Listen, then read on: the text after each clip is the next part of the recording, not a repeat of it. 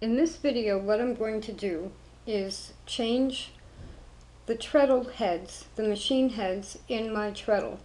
Now, in the view now is my Singer model 1588 from 1937, and I've had this machine in this treadle base for quite a while. I've been making quilts with it, I've been doing general sewing with it, and I have the belt engaged right now. I had put on a spring coil belt the other day, and this has been a wonderful machine to use. Now what I'd like to do is I'll move it to the table and I'll put a hand crank on it and use it as a hand crank. And part of the reason I'm doing this is so that I can put one of my Model 237s into the treadle. So that'll be the machine that we're putting into the treadle, and this is the one we're taking out.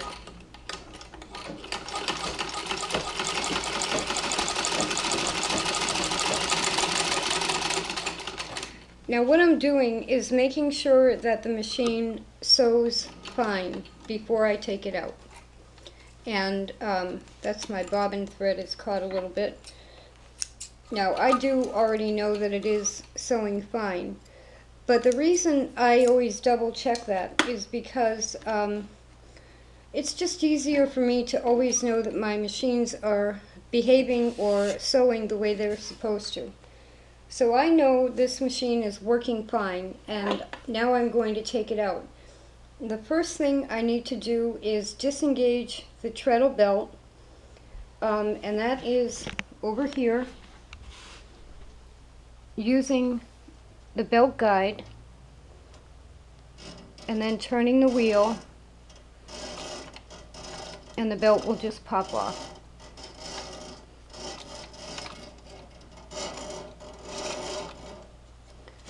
Sometimes it's faster if you just use your finger to get it off, but the belt guide will take it off of there like that. So now the belt is disengaged from the flywheel. Now I am not going to disconnect it. The next step is to get it off of the hand wheel. And that's basically how you do it. You have to manipulate it in between the hand wheel and the bobbin winder.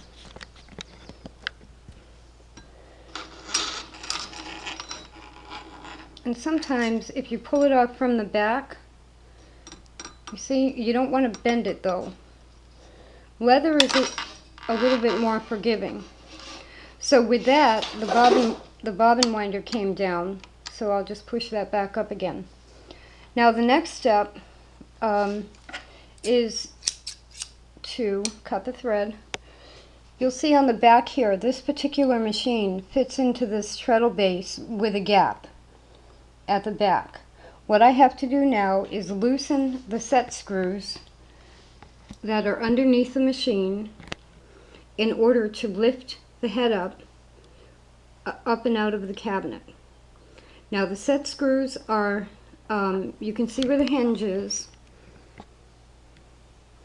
and underneath the machine, right under where my finger is, will be a set screw that's in the frame of the machine, and you loosen the two of those. There's one there and one in front of that hinge, and you loosen the two of those to get the machine out of the cabinet. Let me just give you a view of where that is. This is the underneath of the machine. Under the treadle, there's one of the main shafts under here of the machine. The hinge, you can see, is right to the right of where my screwdriver is, and the set screw is right in front of that. So right here, and then on this side,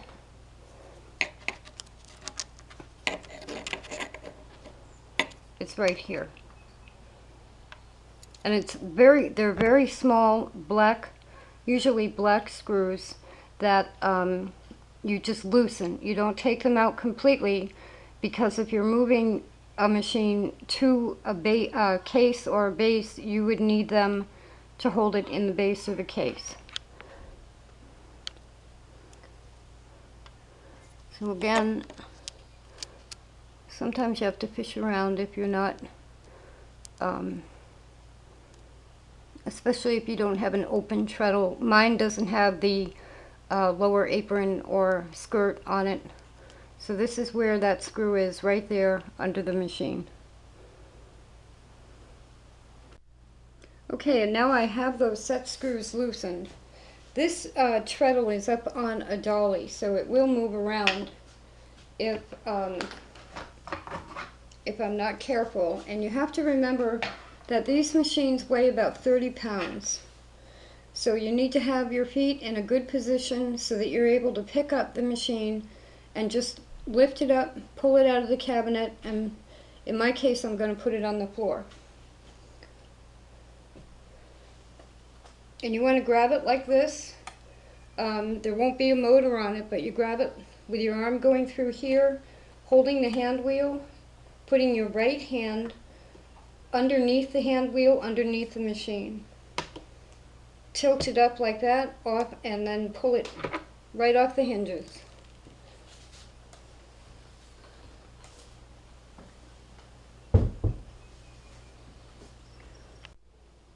Now, I've actually decided to put this Model 237 into the treadle.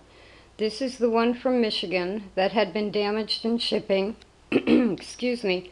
And I'm not sure why I'm putting this one in the treadle. It might have something to do with the color of the machine. My treadle tabletop is currently painted white. And I just think the lighter beige machine that came from Vermont won't look quite as nice in the treadle, whereas this being a little bit darker will look better. Also, this foot pedal, which is the more modern foot pedal, is a little bit less responsive than the other one. Even though now the other machine has a light that stays on all the time, but for now I'm going to live with it. And I will put this machine in the treadle. Now, I have this in a wooden base that is actually the bottom half of an old Singer case that some other machine came in sometime, and the bottom didn't get destroyed. And so here's the machine in the base, and you will see on the back there are two hinge pins, just like in the treadle. So the same way that I took the 1588 out of the treadle, I need to take this machine out of the case. Now before I do that though, I have to take the motor and the light off. And I'll show this part just on the chances there might be people that are buying electrics for the first time to put them in a treadle. So let me put the camera like this. It's obviously unplugged, and you need to loosen two things. This is the motor mounting bracket, and on the back of the machine is a small screw and bracket that will hold the light in place. You have to go under the wire. I'll just show you where that is. But now I'm trying to hold the camera upside down and backwards, so bear with me here. Where'd it go? Right here. And you can see there's a wire in the way. So you just have to loosen that screw, take the light off, let it hang there for a minute, and put the screw back into the hole on the machine. That way you don't lose it.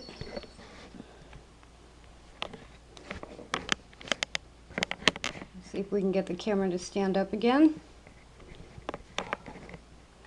This might be one of the days where I'm kind of winging my camera work. So let's get the light off.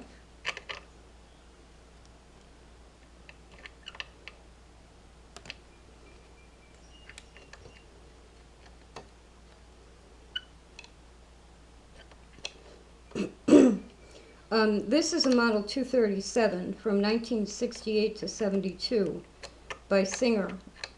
Most of the vintage Singers are going to be similar if you have another machine. Like a 99 you'd have to have a special treadle for a 99 because they're 3/4 size machines. The 66s have some different ways of having the light go on the back. The Spartan, it would be the same thing as the 99 because it's a 3/4 size machine. And I think the 3/4 size treadles are pretty hard to come by. So there, I've taken the light off, put the screw back in, and now I'm just going to loosen up the motor mounting bolt.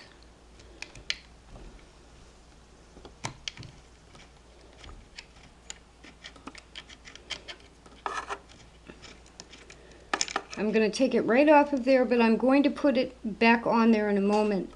I don't want to lose that either. So then take the belt off the pulley, and the belt will come right off the hand wheel. And you are now removing the light, the motor, the foot pedal, and the cords.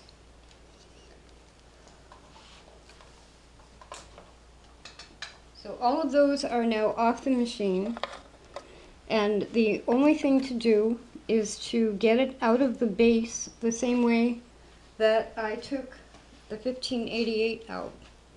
Now when you have a case or a base, you have to tilt the machine back and hold it with one hand and loosen up the screws.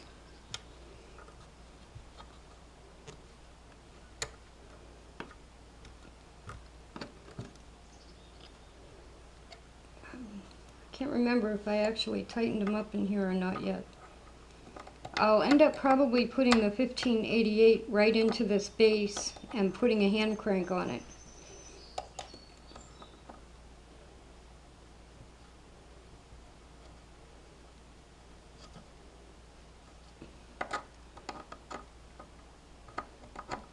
What you don't want to happen is that the machine falls back because all the weight will land on the spool pin. And in this case, these have plastic spool pins, and that'll probably break right off.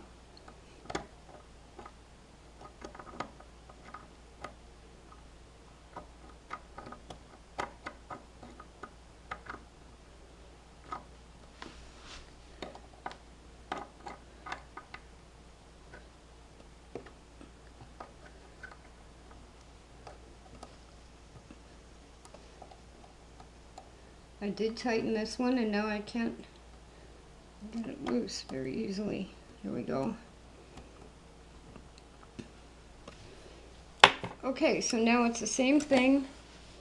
I think this is in the camera view. It's the same thing as I did with the other machine. I'm going to pull it right out of the case, holding it the same way, and put it on the floor.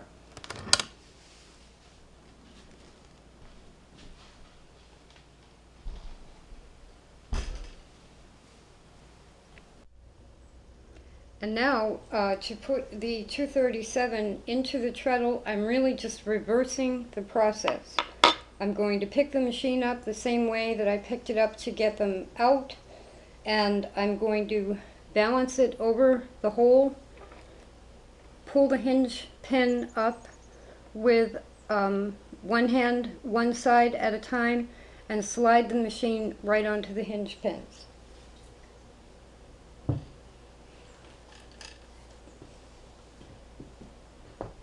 And this is a little tricky because, like I said, the treadle could move on me.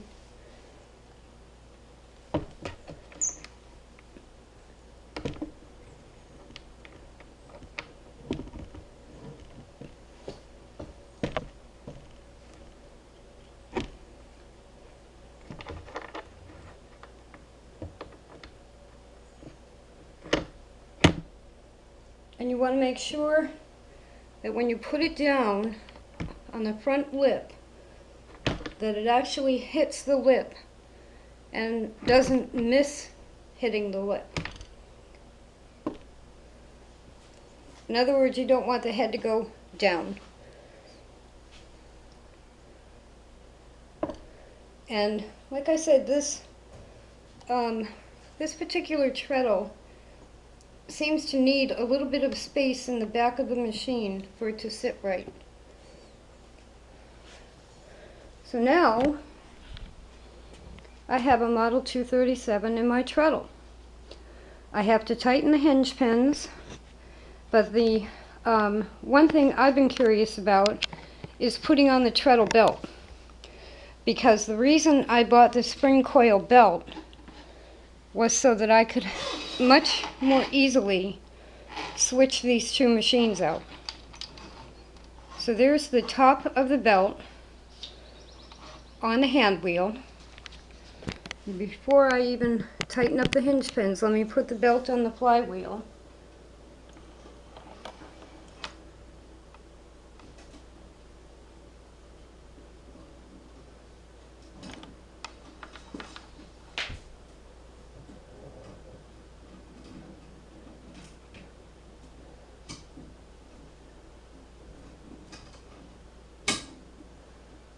Now I can feel that it's just slightly tighter than it was for the Model 15.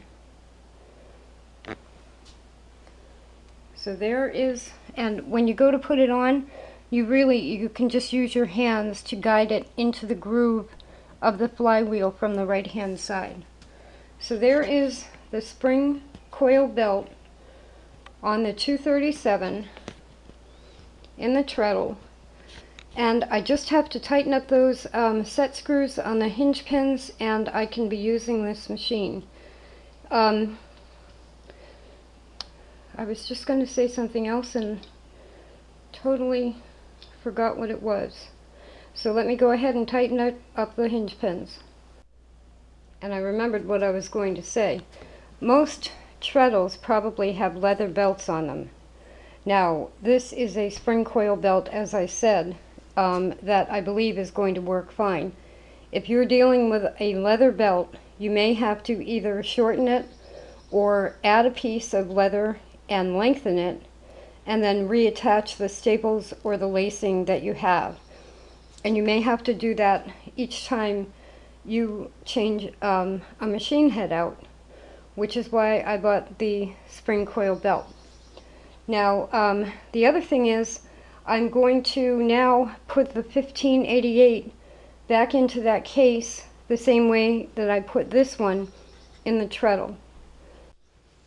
Okay, so there's the case. Here are the hinge pins.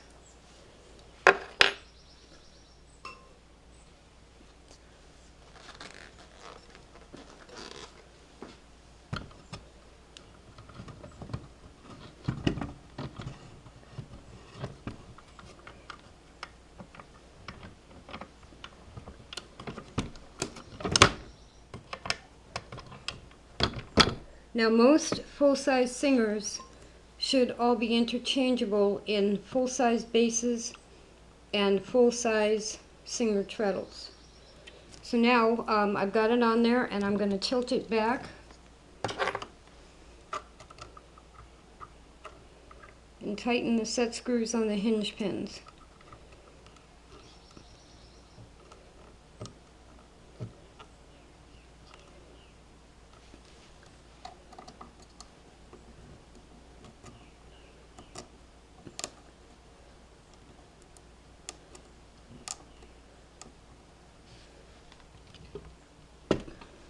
Now, if you happen to find a treadle head without, and you don't have a treadle, and that's what this is. The 1588, when I bought it as simply a treadle head.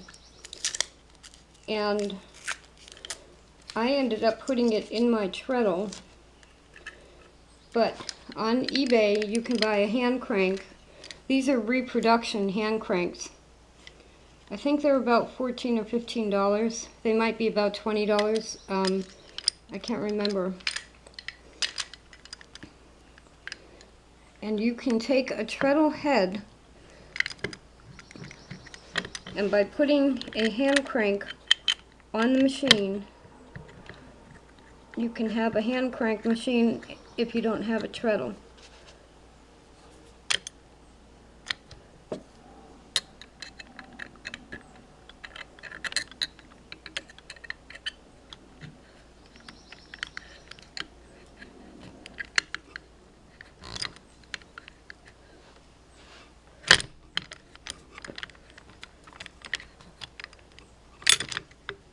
And then to engage the hand crank on the hand crank itself is this little arm at the top.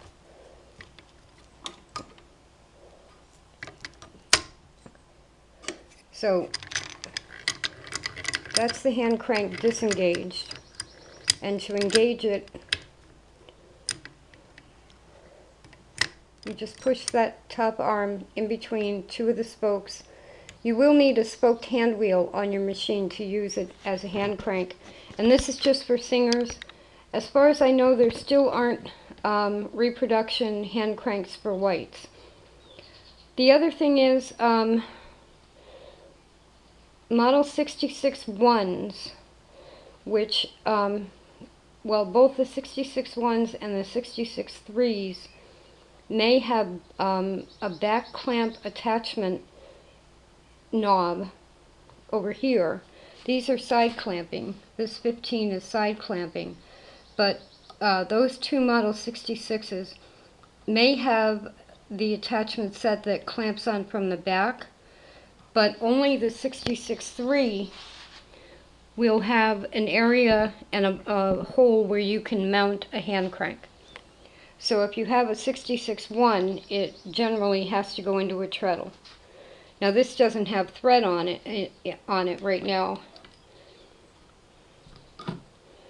But that's how to take a treadle head that doesn't have a treadle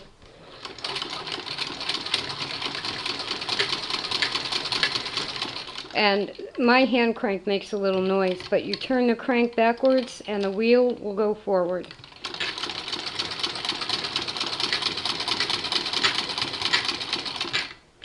So there is one hand crank, and here is one more modern treadle that, and the main reason I like the Model 237s is that they can be treadled.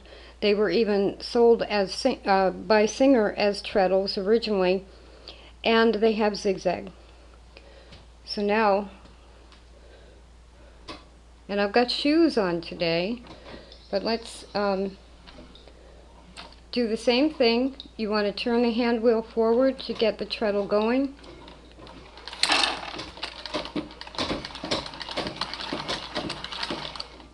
And what you should always do is put the presser foot down so the thread got wrapped around the spool pin.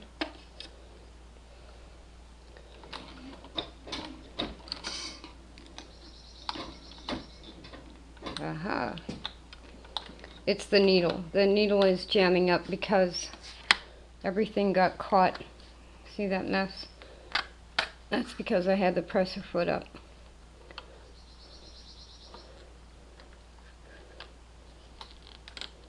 But what I can do is just pull it all out this way. And these things happen. It would have been nice if it just took off, but these things do happen.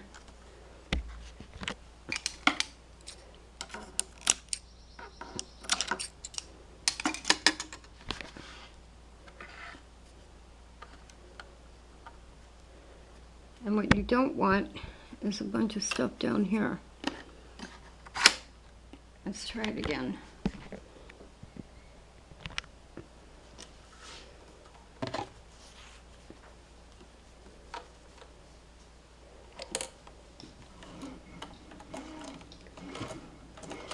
And I think this is the coil belt. Now this is about 1/4 of an inch taller than the 15 was.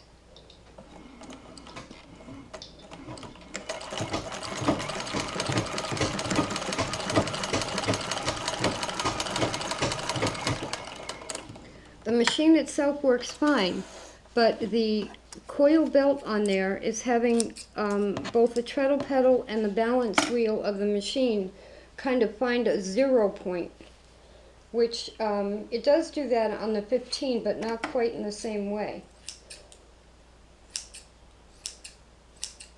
I've had 237s in this treadle before, and in one of my other Singer cabinet treadles.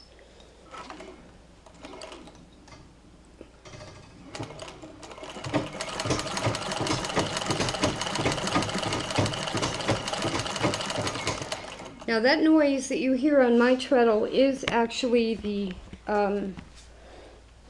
down here, this is the Pitman rod, and it sits in here, and believe me, I can't adjust it. I've tried, but I have been told recently that all of them can be adjusted and that they should be more silent.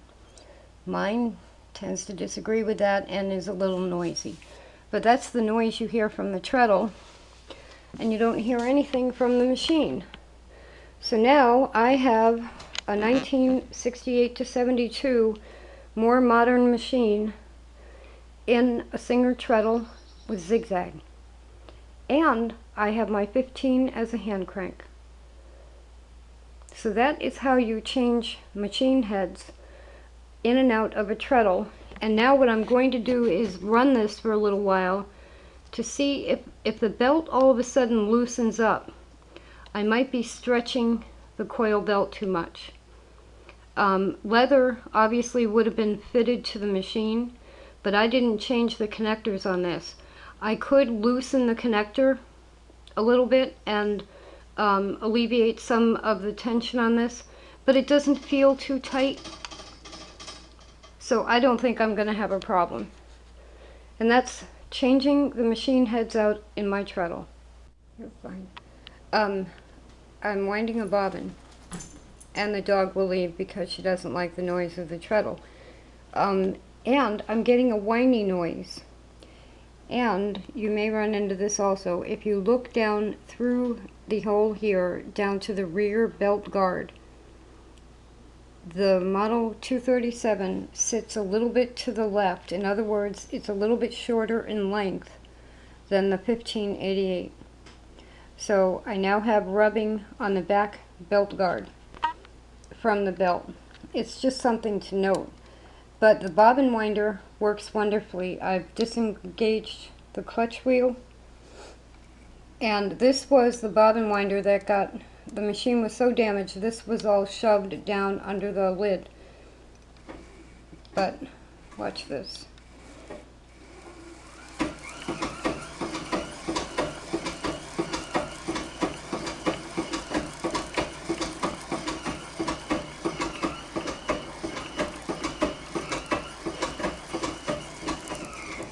And that whine is specifically from that rear belt guard. The clunk I explained already. And when I go to start the treadle, there's just the slightest bit of resistance. More so than with the 15, and I don't know if that is because this machine is just slightly shorter and the belt is sitting just slightly at an angle.